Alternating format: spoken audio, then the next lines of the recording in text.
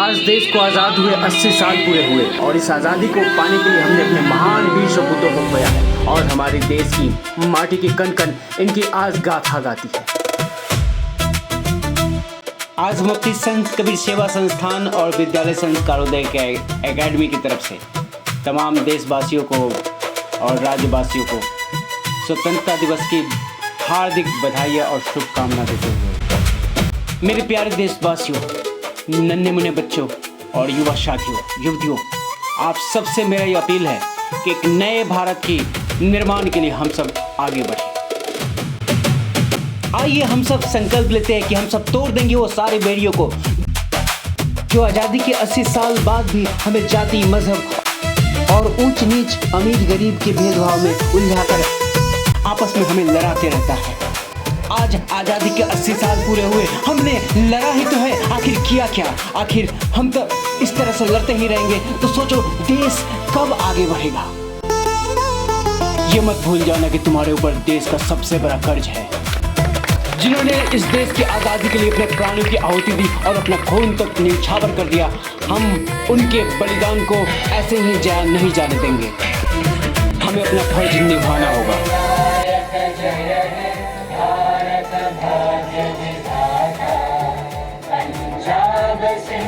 गुजरात, मराठा, द्राविड़, उत्कल, बंगा, विंध्य, हिमाचल, यमुना, गंगा, उच्चल चलति तरंगा, तब शुभ नामे जागे, तब शुभ आशीष मांगे, गाए तब जय गाथा, जन गण मंगलदायक, जय हे भारत भाग्य विधाता, जय हे, जय हे, जय हे, जय जय जय जय हे।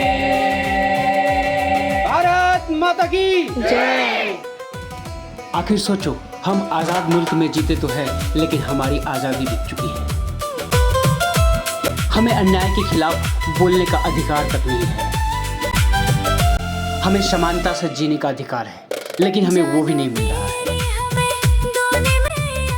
बड़े और छोटे के बीच जमीन आसमान का फर्क है। अमीरी गरीबी की यहाँ मानो बड़ी बड़ी खाई है। लोग जनता और राष्ट्र की सेवा के लिए संविधान का शपथ लेते हैं, लेकिन शपथ लेते ही कुछ दिन के बाद भूल जाते हैं। हमें पुनः उस इंसानियत को जागृत करना है जो आने वाली कल को संवार सके। अब वो दिन आ गया है कि पुनः हम सत्य और ईमानदारी को अपने सीने में संजो के चले। हमने ईमानदारी का दामन छोड़ दिया, तभी तो आज हर मोड़ पर कहीं पेपर लीक हो रहा है तो कहीं लोगों के अधिकार का हनन हो रहा है। हमें बस इतना जवाब चाहिए लोगों से कि आज हर किसी के अंदर एक दूसरे को सहयोग करने की भावना क्यों मरती जा रही है? क्यों हम एक दूसरे को नीचा दिखाने में लगातार लगे हुए हैं? करप्शन तो देश की बहुत बड़ी बात है। छोटी सी बात पूछना चाहते हैं, किसी के साथ हम गलत कैसे कर सकते हैं जब हम अपने साथ गलत होता हुआ बर्दाश्त नहीं कर सकते तो?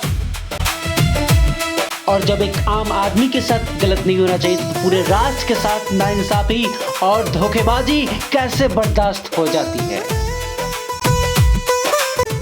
यही एक सवाल अपने आप से, अपने ज़मीर से और देश के लोगों से करो। जब तुम्हारे साथ गलत नहीं होना चाहिए तो तुम किसी के साथ गलत होते हुए कैसे देख सकते हो और खुद गलत कैसे कर सकते हो? याद रखो, देश और देश के संसाधनों पर, देश के समूचे संस्थानों पर किसी एक का बपौती नहीं है, किसी एक का अपना अधिकार नहीं है, ये सबका है।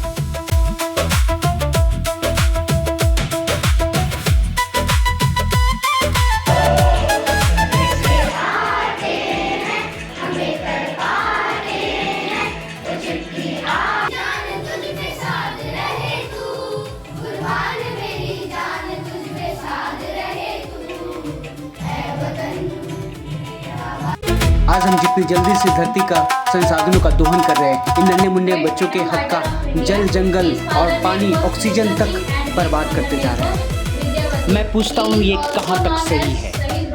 मैं पूछता हूँ एक बार सड़क बनाने के बाद वो 400 साल तक सड़क चल सकती है, तो मैं पूछता हूँ हर 5 साल पर एक ही सड़क को बार बार तोड़ करके और प्राकृतिक संसाधनों का दोहन और देश के पैसे को बर्बाद क्यों किया जा रहा है? इसका जवाब है किसी के पास? भारत माँ अपनी बच्चों से जवाब मांग रही है। आप सबको स्वतंत्रता दिवस की बहुत बहुत बधाइयाँ और शुभकामनाएं। दिग्विजय भारत अभियान और संस्कारोदय एकेडमी, क्योंकि संस्कारों से खिलते हैं भारत के विश्वास।